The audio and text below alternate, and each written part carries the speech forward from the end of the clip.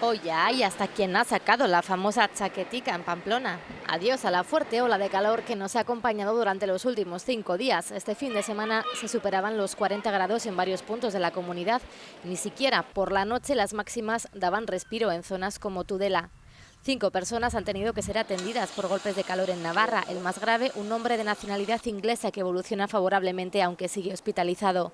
No ha habido sustos en ninguna de las pruebas deportivas celebradas este fin de semana, como en la Extreme Bardenas, a pesar de que el propio Ejecutivo Foral había recomendado aplazarlas por considerarlas de alto riesgo. Hoy por fin se puede respirar y en la calle se agradece. Bueno, por supuesto que sí. Hoy da gusto salir a la calle. Pues la verdad que sí, se está más fresquico y estos días más a gusto, la verdad que muy bien. Porque estos días atrás mucha calor, o sea que a ver ahora qué tal, si va bajando la cosa. De verdad que sí, a mí esas calores me agobian un montón. Las máximas no van a superar hoy los 30 grados, incluso se espera alguna lluvia débil por el noroeste de la comunidad.